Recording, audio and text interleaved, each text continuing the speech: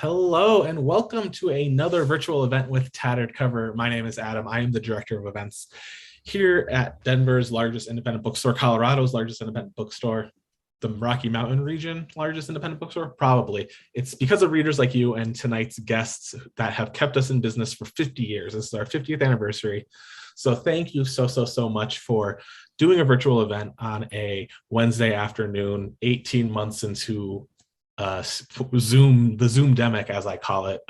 We are still here. Thank you for joining us. If you're interested in more virtual events, we have quite a few coming up. tatteredcover.com/event will get you all of our upcoming events, including Vanessa King, the author of Certain Appeal. We have Amar Tolles coming up, many events. But tonight we are here for two amazing authors. We have Stephanie Perkins and Kiersten White, and now I just lost their bios. Speaking of Zoom-demic problems, I'll put them up in a second. And I lost them now. So I'm going to just introduce them because I don't want to make you all wait. I do know Stephanie Perkins and Kiersten White are both New York Times best-selling authors. They're going to talk about horror. They're going to talk about their new books. Sorry that I don't have your bios because I closed out of it, but please welcome Stephanie Perkins and Kiersten White. Talk about Zoom-demic issues. I just closed that. I love it.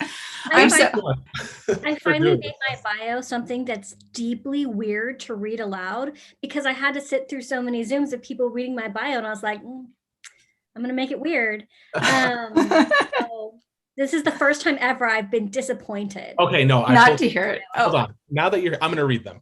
Stephanie Perkins is the New York Times bestselling author and anthology editor of multiple books, including There's Someone Inside Your House, Anna and the French Kiss, Lola and the Boy Next Door, Isla and the Happily Ever After. She's always worked with books, first as a bookseller, then as a librarian, now as a novelist. She lives in the mountains of North Carolina with her husband. Every room in their house is painted a different color of the rainbow. I hope I have the right bio for you, Kiersten. Now I'm worried that now we'll see. Kiersten White is the best-selling author of many books for teens and young readers, including And I Darken, Now I Rise, Burn We Bright, The Dark Descent of Elizabeth Frankenstein, and Slayer.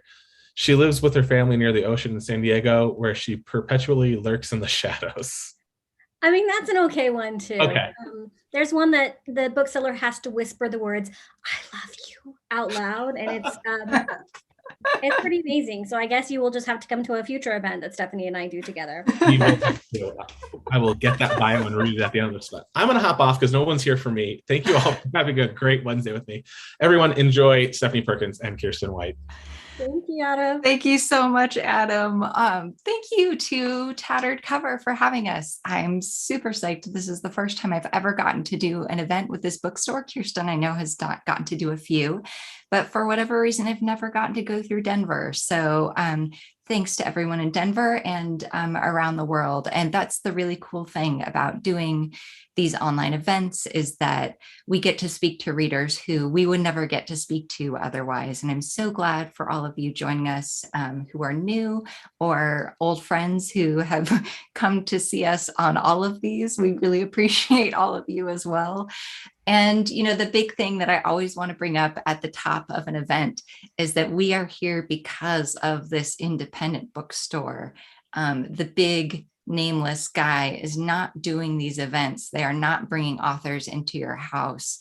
It is the independent bookstores who are doing that right now. They're keeping our careers afloat during this pandemic and all the time. They're the ones who are hosting us. And so I really do encourage you to buy their books. Like, this is a business thing, like as crass as that sound. I want you to support them. And, you know, there's a link to buying my new book, The Woods Are Always Watching, which of course I would love, but I do know that some of you are my friends who already have copies of that. And so in that case, I would love to steer you to buy Kiersten's books. We're going to be talking about a bunch of them, or just anything at all that is on your holiday gift list, because the supply chain thing is a very real issue. I am absolutely, after this event, purchasing a lot of my holiday gift list. I've been saving it for tonight. So just wanted to throw that out there. Thank you, Tattered Cover. Thank you, Adam. And thank you to my longtime critique partner, author BFF, Kiersten White for joining me. I'm so excited. We've gotten to do a lot of events together over the years, but we have not done a pandemic event together. Is that right? This is the first one, I think. I think it is. Yeah. Like Yeah. you did an event in my house during that brief window. I did. When we all thought we were kind of safe again in May. Kiersten is the only person who's visited my house this whole time. And she did an event here, but I was not a part of it. Yeah. I know the only challenge with this is I've really trained myself to only stare at the camera, but I love your face so much. I want to watch you, which I know. is creepy. I don't know. I am super excited. I love Tattered Cover. I've been able to do several events there. I am really sad that we're not in Denver together. Only bright side, this will be my one event with a Tattered Cover where I won't get altitude sickness. So I guess thanks, pandemic. I don't know. I would rather get altitude sickness and be in Denver at the Tattered Cover with Steph and all of you, but we will take what we can get. I would love it too. I would love the test. I do not yet know if I am somebody who gets altitude sickness, but I highly suspect that I am because everything in the whole world makes me sick. So, but I would love to test it. So someday I'll come. Also, shout out to my agent, Kate Testerman, who lives in Denver. Yes. So I wanted to, it is the week of Halloween, and I'm so excited because Kiersten and I both write horror novels. I wanted to explore all of our books in that genre and our thoughts on horror this week. And what's really unique, I think, about Kiersten and I is that neither of us started writing horror. And we've been critique partners for our entire career, like first book on. And somehow we both had this other passion, and we both, I don't want to say fell into it, but we surprised a lot of people. I think me even more than Kiersten. Kiersten, you always had some darkness in your books from the beginning, and mine were very cheerful. But we got really lucky in that we both like horror. And, horror is a very divisive genre, which is completely understandable. It's the one genre that if someone doesn't like it, I never push them on it because I don't know what a person has been through. But we got lucky because I still love reading, all of the work that you have produced in all of the genres. And you were right there when I was like, I want to do this, not like you're writing sophisticated horror. And I do want to talk about lowbrow versus highbrow because you write highbrow and I go low. And I was really appreciative that when I was like, I really want to write a slasher. I want to write a book that feels like Scream. I actually came to you. I was like, I want to read a book that feels like Scream. And you're like, no, you should write it. And so it really is thanks to you that that these two books do exist. So I would just like to know what your relationship is with horror, but more so like how it's changed over the years, like from childhood, teenage into adulthood. Like how has it changed as you have changed? Yeah, I mean, that's such a great question. And I know that you have, I'm really excited to talk about your horror origin stories as well.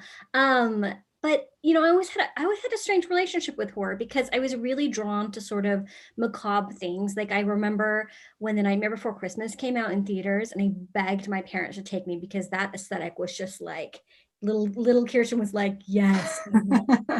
But I didn't watch a lot of horror in like when I was a teen because I wasn't allowed to watch rated R movies, which cuts out all the good stuff, almost all the good stuff, and stuff scared me. Like I remember watching What Lies Beneath, the one with Michelle Pfeiffer and Harrison Ford, and like I was sitting next to a guy that I was just friends with, and I'm like, I'm sorry, I'm gonna hold your hand now, and I held his hand for the rest of the movie because I was so intense. So yeah, like I loved horror properties. Like I love Buffy the Vampire Slayer, obviously, but like actual horror, as far as books and movies, I didn't really access because I felt like I wasn't allowed to. It was very much an inappropriate interest. And so, right. Until can I briefly interrupt you? And I can because I'm your best friend. Yeah. what in your mind, was there a difference when you were a child and a teenager between horror in book form and horror in movie form? Did the books seem more accessible, or were they about the same level of like, oh, I don't know if I should touch that? Oh, I could handle books a lot better. Like I loved, I mean, R.L. Stein. I every Goosebumps book. The Fear Street books were too scary for me, so I would have my older sister read them and tell me the entire plot, and then I would read them because then I would feel like secure enough to read them. Yeah, and you know, I met R.L. Stein at a conference once, and he was like the most like genuinely sweet person ever. It was amazing. I was with you. Oh yes, that's right. Yeah. He is, guys. He really is like one of the kindest authors that either of us has ever met. He's so charming and down to earth. But moving on with this. And you know, I had my favorite scary books. There was a book called Wait Till Helen Comes by Mary Downing-Hann, and I loved it so much, but it scared me so bad I would read it once a year, because like it would take me a year to build back up my readiness to read it again. And it's so funny because I see that same thing in my kids when they're little. They love scary things, but also they know their limits really well. So like my youngest is 8 and he loved the Scary Stories for Young Foxes book by Christian McKay Heidegger. And book 2 came out and I was like, oh, I can put this in your backpack to read at school. And he said, actually, I want to read it when I'm at home with you. And I was like, you know your limits. Like, you know that you love this, but also, you know, you don't want to feel like this at school, but you feel safe enough to feel like this at home. And I was very much that same kid, right? Like I knew how I could handle horror and in what amounts. And, you know, obviously as I've gotten older, that's changed and my relationship with horror has changed. And now I'm like, oh, Midsummer is such a comforting movie. And so where do you think that change started to happen? Or were there a few moments you can point to?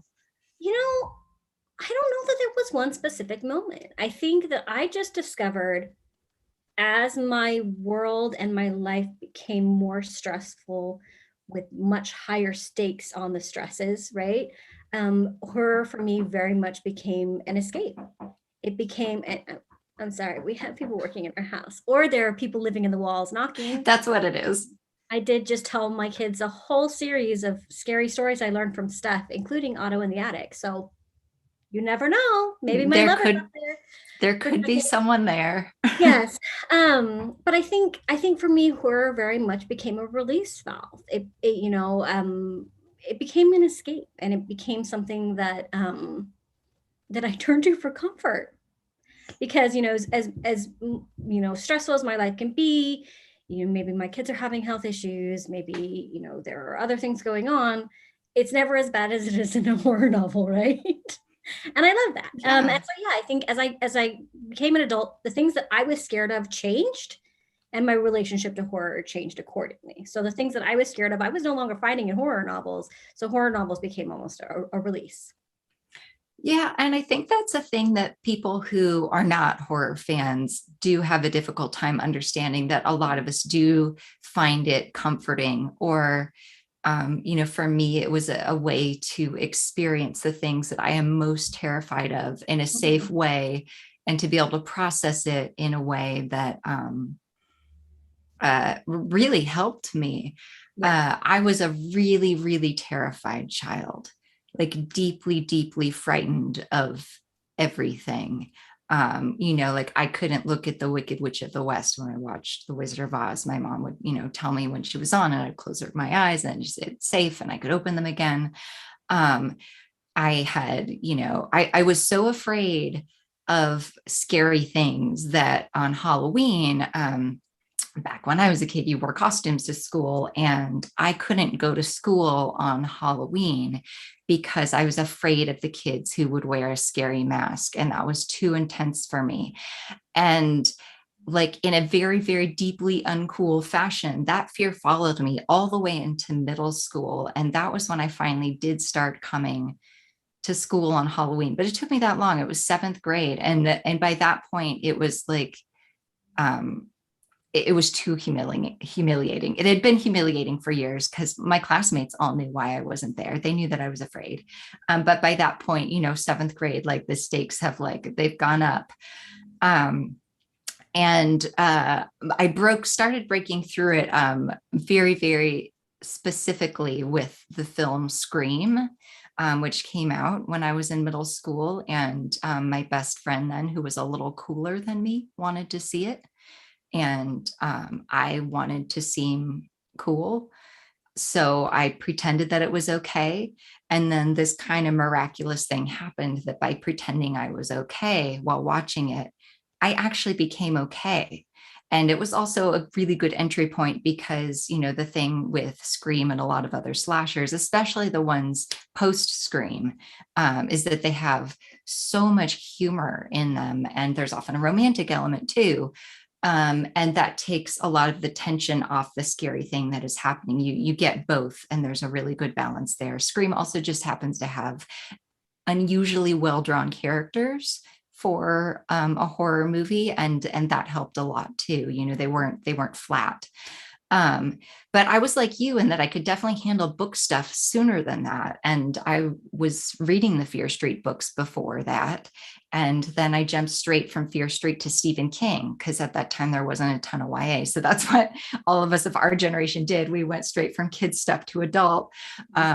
So yeah, it was like, I was really curious about all of these things I was afraid of, but visually I couldn't handle it for a long time. Scream started breaking it down. And then as I got older, it became a way of testing myself and proving to myself that I could handle something. Over the years, it picked up and picked up until, in my early 20s, I just decided, like, I was looking up lists of like the worst movies, the scariest movies, the movies that have been banned. And like my tolerance then, like all of a sudden, like this huge wall was completely shattered, because after you've seen a few of those, like it's done. And Kiersten and I talk about this a lot, that nothing really, like the only things that scare us are real life now. We don't get scared in books or movies, but we still just enjoy them. Yeah, exactly. Like, I mean, my family laughs because I'm super, super susceptible to jump scares. Like, we'll be watching a show that is not scary, and if there's a quick cut to like a faucet running loudly, I'll be like, oh. And yes. But as far as like thematic things, I'm fascinated by them and I enjoy them. And it's interesting because I've seen the same thing in one of my kids. He was a very, very, very anxious kid, and everything scared him. And then all of a sudden one day, just he claimed it, and now the one who wants to watch the scary movies, who wants to watch the horror. And I think that happens for a lot of us, where like it just becomes something that we then claim. But yeah, it's a way to get power back into our lives. And I think it's not surprising to me that he's doing that as a teenager, because that's when I started doing it. And I felt very, everything felt very out of my control. And it was one thing that I could control. Oh man, I had a great question for you. I just forgot it.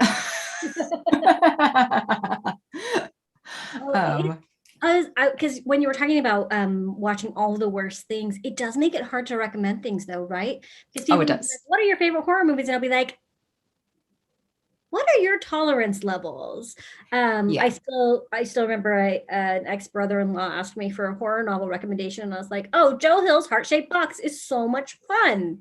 That's my favorite horror novel. Everyone buy it. Yeah. And then a few weeks later, he was like, so that was a lot. That was maybe too much. And I was like, oh, right. Yes. Sorry. And it's hard to recommend horror. Because like I know what my levels are, but so whenever people ask me for scary book recommendations, I'm like, what other things do you like? Yeah.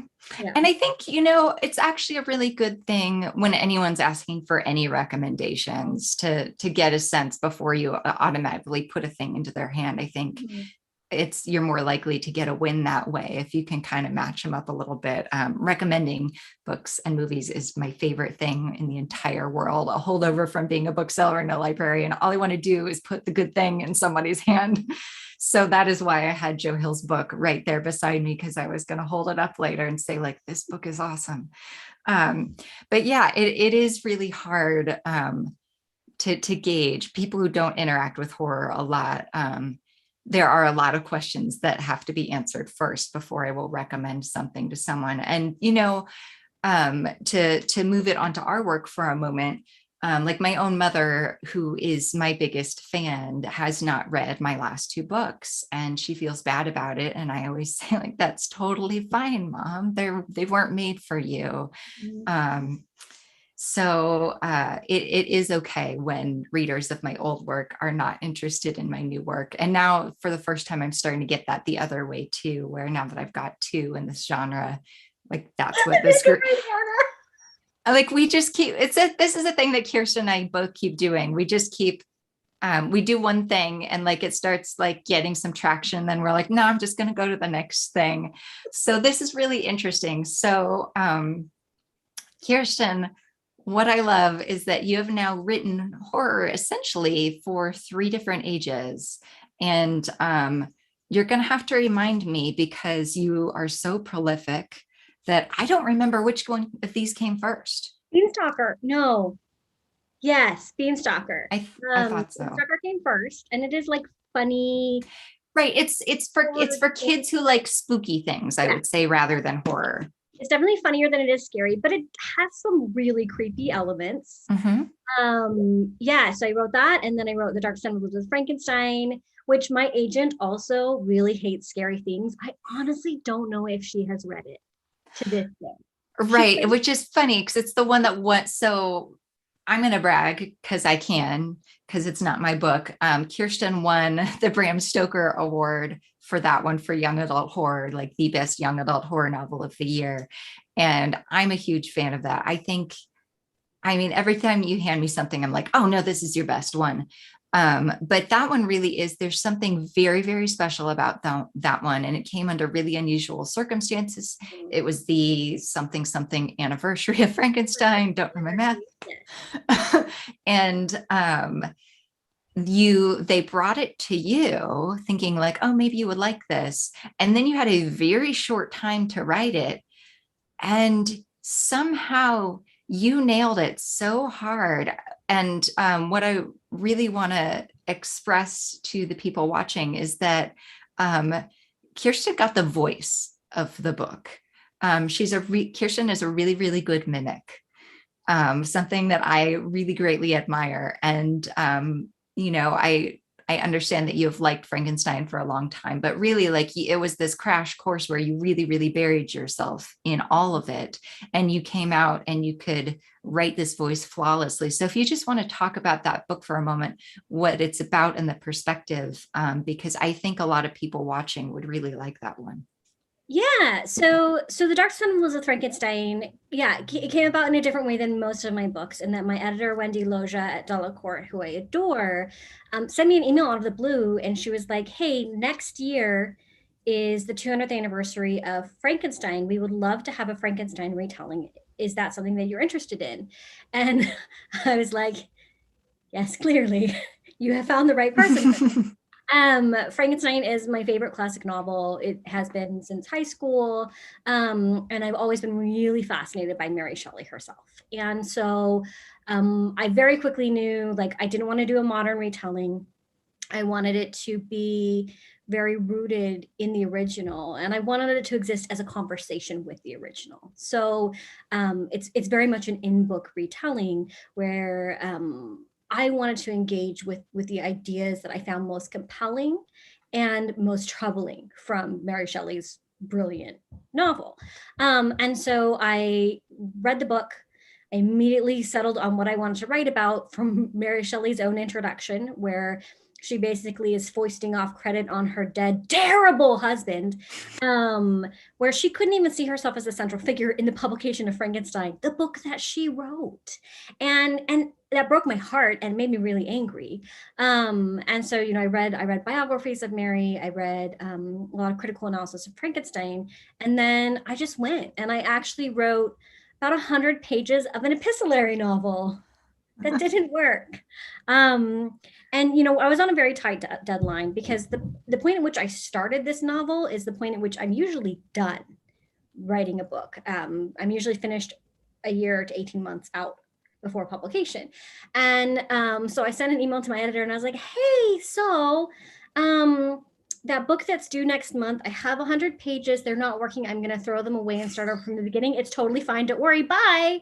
But at that point, I had spent so long writing as Elizabeth that I knew her voice and I knew who she was and I knew what she wanted and I knew what she would do to get what she wanted. And so it did just become this like sort of like deep dive, heady, immersive, just totally sunk into that book. And the draft that I ended up turning in, that's actually very, very similar to the book that you read, I wrote, I think, over 5 or 6 days, just because it was just this perfect storm of, I knew her voice. And also, I'll be honest, it wasn't hard to plot because Mary Shelley already plotted it for me. She is a great co-author. Highly recommend working with her.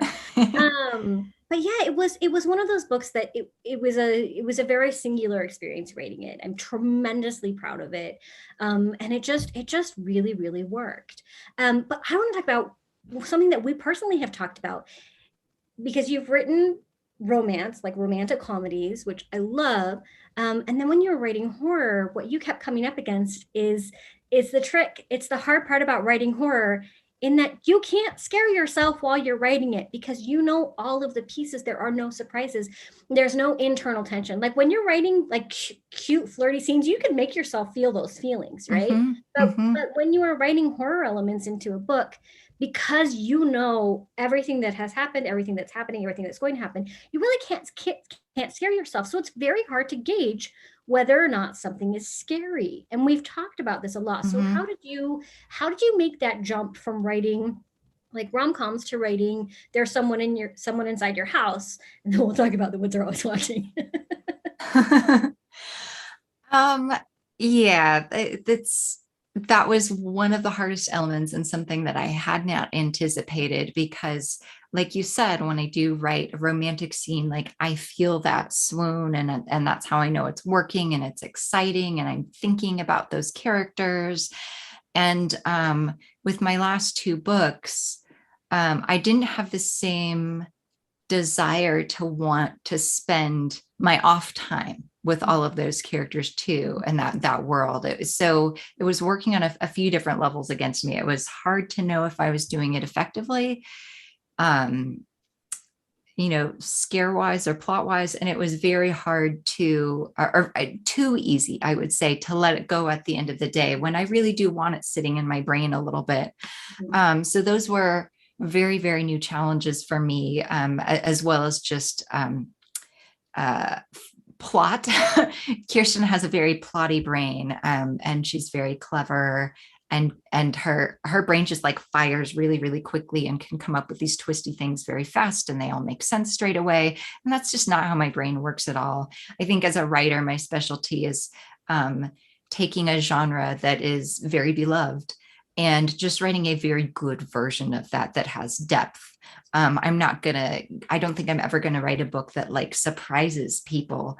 But so I did have to learn, like, I had to kind of start with plot for my last 2 books and build backwards from there, which was also new. And part of the reason why they took me a lot longer to write. I started writing There's Someone Inside Your House in 2014. It was actually sold a few years earlier than that. Then it was released in 2017.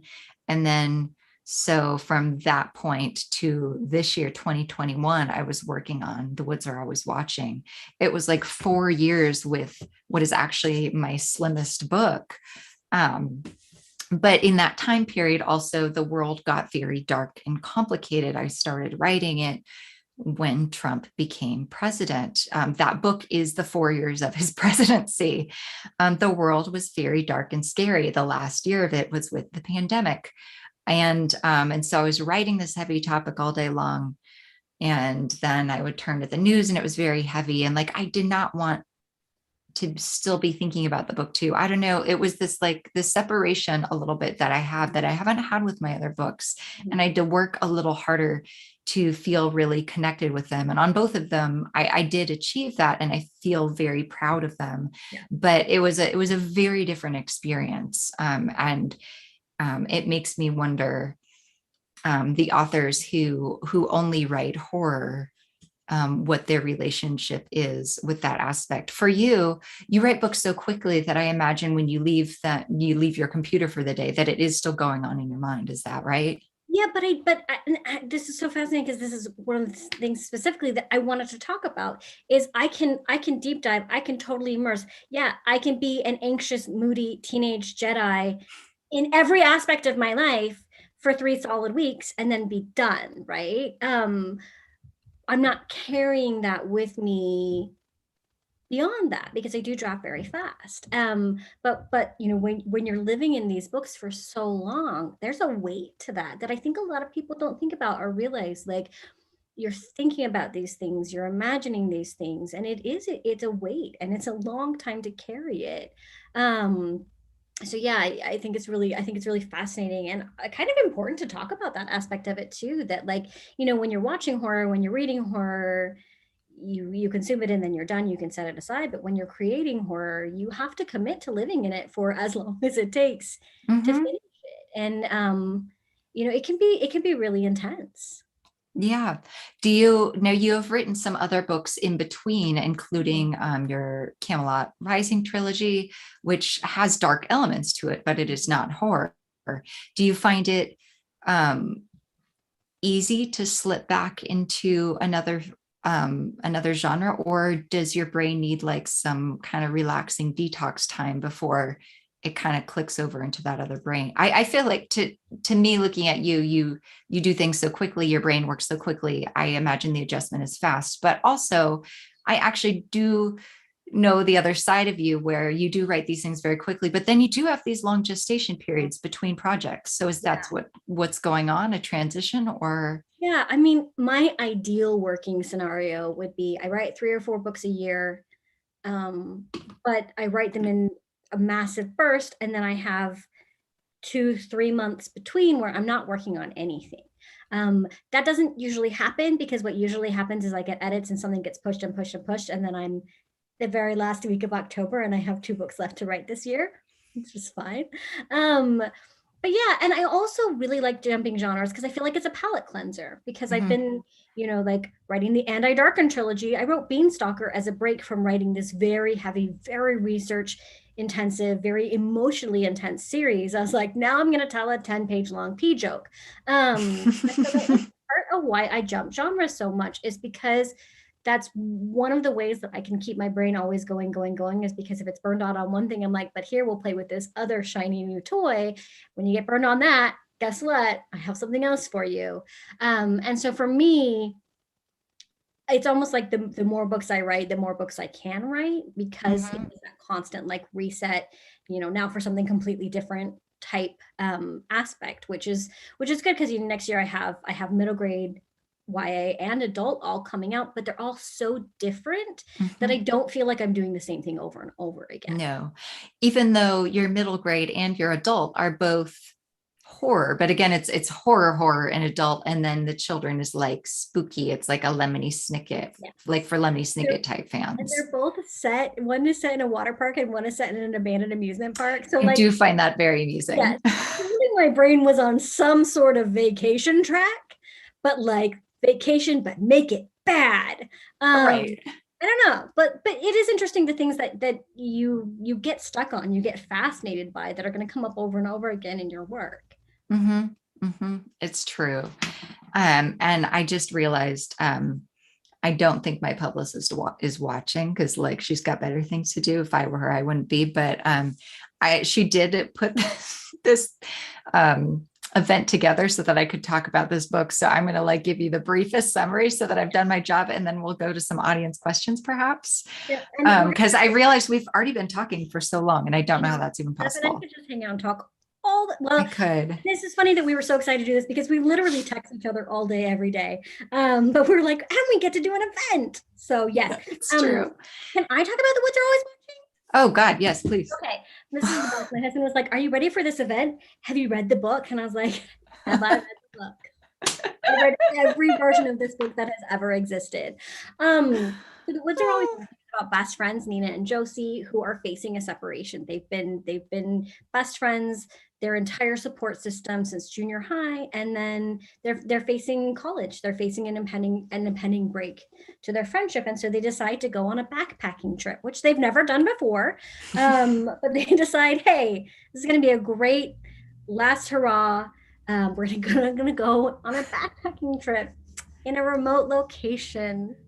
Nothing could go wrong. Everything goes wrong.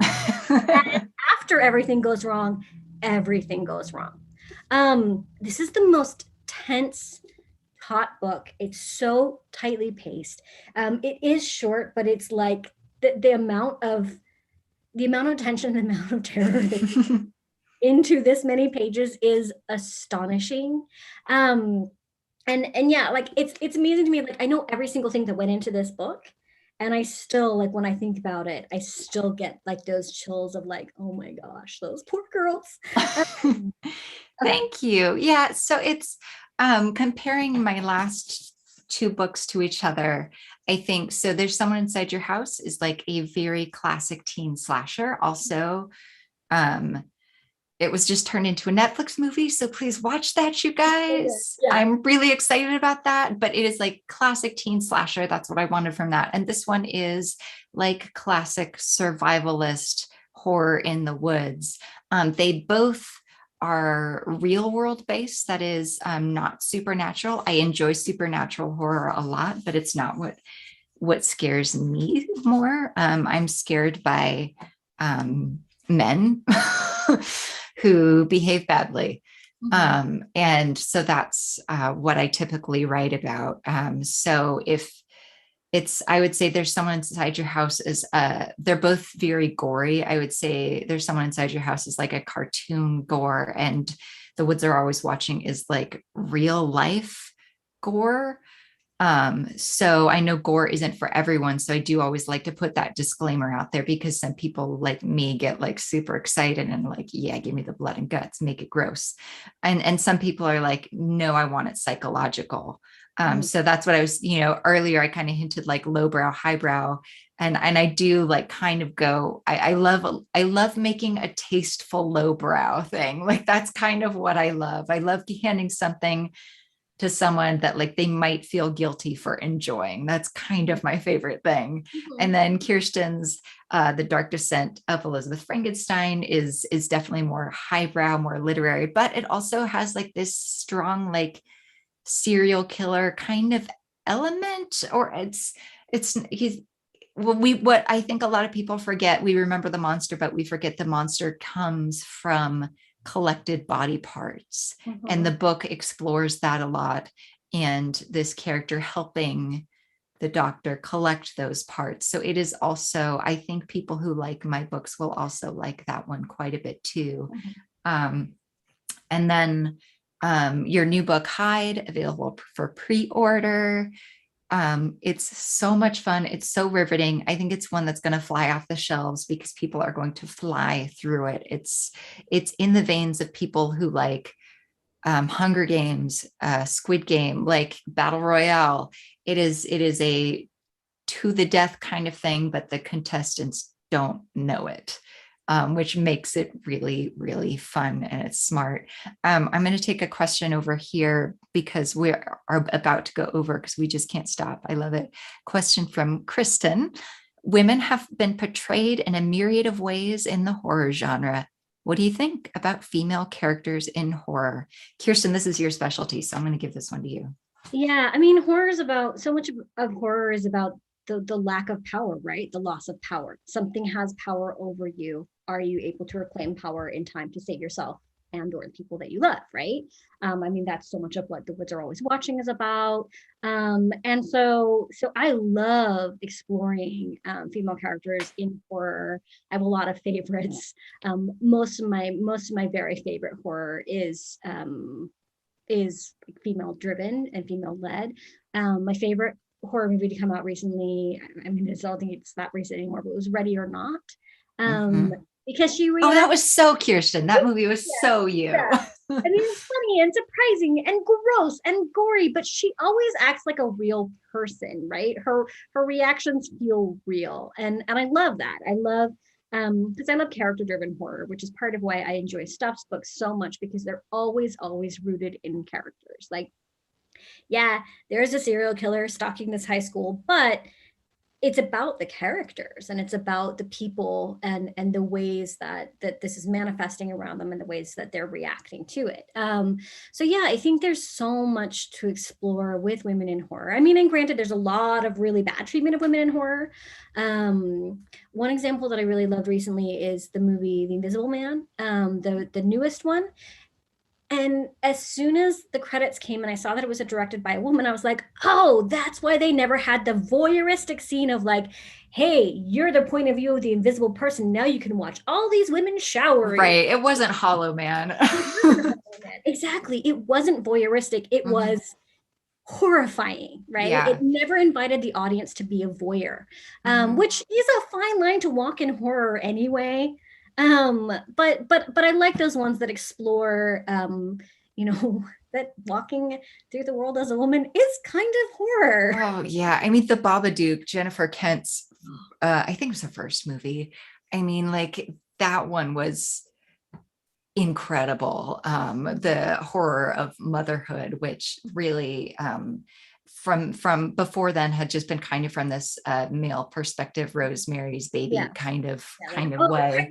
And the Babadook was so effective. And in general, I just want to like quickly button that I think we are very fortunate to be living in times when problematic female characters in horror are becoming very, very rare. Yeah.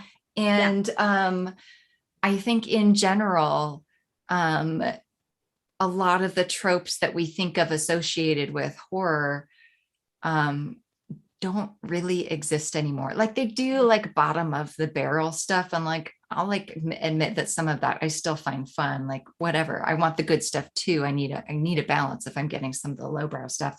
But I do think, I think it's a really, really strong field for women right now. And I think even men are writing women better now.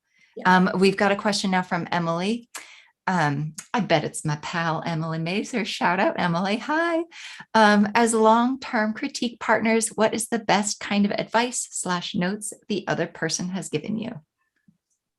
Steph and I work really well together because we have opposite strengths. So I can generate plot all day long. I can generate material also very quickly. Steph is so good with the deep character work, with always pushing deeper. She's so good with atmosphere, and she's so good with detail work. So like our powers combined, we're the perfect writer. It's true. Like I'm micro and you're macro, and I get really hung up and slowed down on the micro, and Kiersten is very, very good at like, no, you have to keep moving. Like, let's get this project done. We're very, very good match for all of that. I'm trying to think of a specific thing. It's really hard to break it down to something specific, because I feel the touch of you on all of my books, on all of my pages, like even down to like smaller things too, like very specific lines that like Kiersten wrote that line in my book. Like I had something else and she either suggested something better, or I had like a bracket, like insert joke here, and like, boom, Kiersten inserted it for me. Like what a gift, right? So that's what comes to, and I mentioned earlier that she's a great mimic, and I know that because she can mimic my voice really well. So I think in general, like I don't know, I just, no, I'm going to stop talking there. I feel like, but I also feel like there's the balance, right? Like you want to be supportive, you want to celebrate the other person's work, but your critique partners to help each other get better. And I always know Steph is going to be honest. Like I sent you a book last year and I'm like, is this anything? And you were like, I think it could be, but it's not yet. And that was what I needed to hear. I didn't need a cheerleader. I didn't need somebody to be like, yeah, it's great. You were like, this isn't it yet, but it could potentially be. Here are some ideas for how to get it there. And like, I think that's the service you provide as critique partners, right? Because your critique partners to make each other better. And I know I'm the writer I am today because Steph is my critique partner. And like, I love her. I love her books. Such a fun Halloween read. So read this and read There's Someone Inside Your House, and then watch the movie and just have the best October. I would ask one more question from the audience. Mallet Girl 55. I'll shout out the screen name because I like it. Have you ever thought about co-writing a novel together? Definitely, but I doubt it will ever happen because the difference is like we do make a perfect author together, but my pace is glacial. And Kiersten's is so fast that like for a while we like did have a thing. We're like, oh, maybe we'll do this. And our schedules never aligned. And after a couple years of like trying to align them, I just kind of realized like, oh, that is never gonna happen.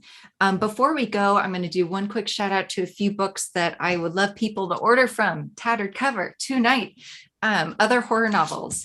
This one I want to shout out first, Bent Heavens by Daniel Kraus, because Kiersten and I both blurbed it. This book is really, really good, you guys. He's one of my favorite young adult horror novelists.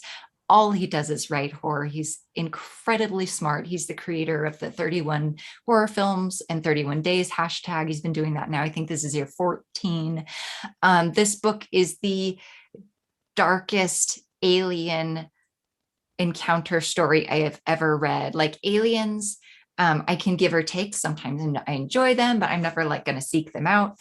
No, this one is awesome. And I think it will excite people who like traditional alien stories and people like myself who really don't seek them out. It is really grotesque and good. I like it.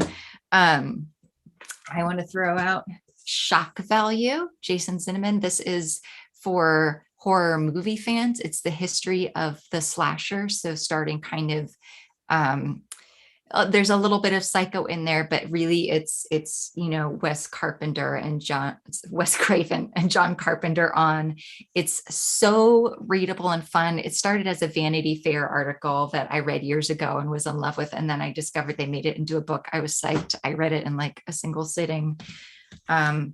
One that I find very unusual. This is Johnny Got His Gun, Dalton Trumbo. This is a book that a lot of people my age were assigned in school. I never was, so I picked it up a few years ago. It's not traditional horror. It's real life horror, which is my very favorite thing.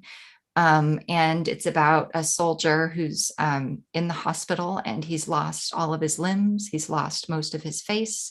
He can't communicate with the nurses and he's just a mind trapped in a body, and it goes through his life like limb by limb, sense by sense, in regards to all that he has lost. And it is about the horror of being trapped in your own mind. It's brilliant. It was he's a very, very banned author and screenwriter. I was blown away. I read it for research and then it actually became one of my favorite books. And then the very last one, I don't have a copy here. It's called Security by Gina Woolsdorff, Wohlsdorf, Security.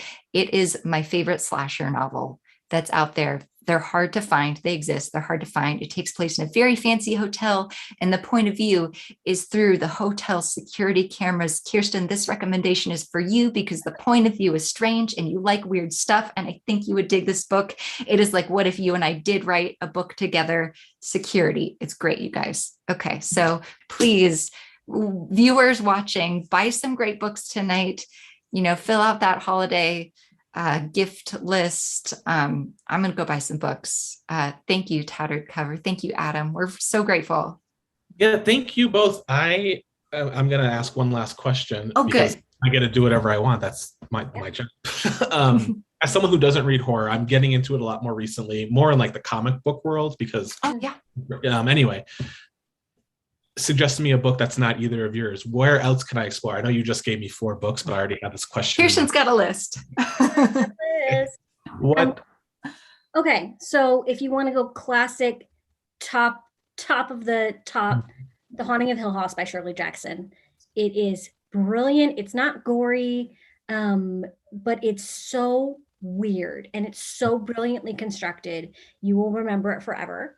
If you want to go kind of more like atmospheric and romantic and alluring, Sylvia Morena Garcia's Mexican Gothic was one of my favorite reads of the last couple of years. Really intriguing, really weird, but just delightful heroine, like very like a very I I don't even know how to describe, like she's always wearing these amazing cocktail dresses and saying very like sassy things, and she's incredible. Loved her. If you have a higher tolerance for scary things, Stephen Graham Jones, I think, is probably the best person writing horror right now. His book, The Only Good Indians, was jaw-droppingly good, or jaw-ripping-offingly good. And then he had a new book come out recently called My Heart is a Chainsaw, which is basically a love letter to slasher films, with a main character who will just break your heart because you'll fall in love with her so hard.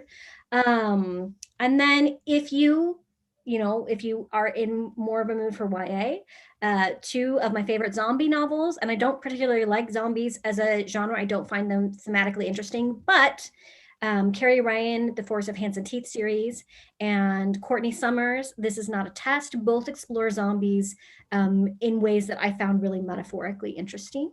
And if you have a middle grade reader in your life who is ready for scary things or like scary things, Scary Stories for Young Foxes by Christian McKay Heidecker, which I mentioned earlier, phenomenal. I read it, I loved it. And then the series that starts with Small Spaces, I believe by Catherine Arden, really spooky, creepy, but also very sort of like empowering because it's three kids working together to sort of outwit the smiling man. Really, really, I can go on all day, but I will stop there. But those are all, I feel like, very accessible, very like big, but none of them, with the exception of Stephen Graham Jones, like his stuff is legit. But with the exception of that, they're all very like easy to get into, I feel like, and very great entry points to horror. Perfect. And Stephanie, she's coming back. There she is. I thought she was going to take a lot longer than she was. So I don't disappeared. I have something. You mentioned horror comics. The Autumnal, Daniel Kraus, the same author who did Bent Heavens. This one's new. It is really creepy. It is really smart. It is really good. I love it. Also, shout out to Indies again, the big guy who we're not going to name. They thought that this cover was too creepy and they would not allow his publisher to promote it on that website, the big one.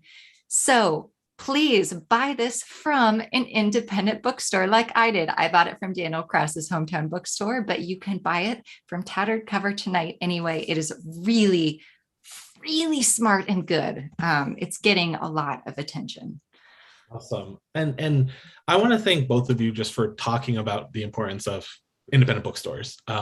Before we went live, Stephanie and I had a long conversation just about independent bookstores. Halloween is the new Christmas, new Hanukkah. Get your books now. Like, it's not our fault if the book's out of print or we can't get it in. Like, for everyone out there, even if you're buying it, I love you to buy it from Tattered Cover. Buy it from your local indie. I understand. Buy it now. Just trust me. It's going to make your life easier in 2 months. So yeah, it's super duper duper true. And if you don't follow that rule and you go looking for a specific thing in December and it's gone, buy something else, buy something you haven't heard of. Like, the bookstore will still be filled with good stuff. It might not have your thing, but it's a really good opportunity to find a new author. So talk to the booksellers in that store and ask them. Yes. And I want to end with asking, where should we follow you? What's the best way to know what you're up to on the internet? I am at Naturally Steph Perkins on Instagram and at Naturally Steph on Twitter, more often on Instagram though. I am at Kiersten White on Twitter, at author Kiersten White on Instagram. My website is always about 6 months out of date. So. Yeah, mine too. Mine too. Instagram more. And oh, go ahead. Yeah. I was just going to say one more shout out to my movie on Netflix. There's Someone Inside Your House. This is the week to watch it. I would love the streaming numbers, please. It's a good one. Toss it on in the background on Halloween when you're handing out candy. Like, you don't even have to watch it. Like, just turn it on. The soundtrack's really good too. Like, it would be good background noise. Yeah. Sharon Van Etten contributed a new song and also her vocals to the actual score. It's really good. It's cool. I'm really excited and proud of it. As someone who like I can't handle stress, like scary movies are just not my thing. Scream is like the one thing I will watch every Christmas, every Halloween and Christmas, I guess. I will put your movie on. I will tweet about it. I will live tweet it from the Tattered Cover Twitter account. Just let everyone know.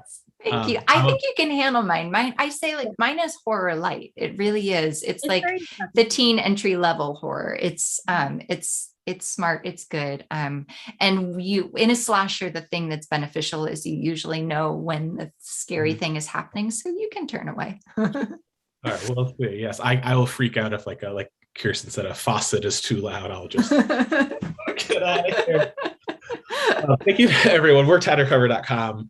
Find us on the internet somewhere. Buy books from us. Buy books from all indies, not the man who shall not be named. Thank you both so much. This was like one of my favorite events to just sit back and watch. So thank you. I could have let you go on for an hour and a half, but we could have. Yeah, sorry. No, I love it. Everyone out there in the virtual world, stay safe. Have a good Halloween. Watch out for razor blades and apples, like they told me when I was a kid. But everyone have a great night. I could tell you the real story about that. Thanks, everyone. Bye.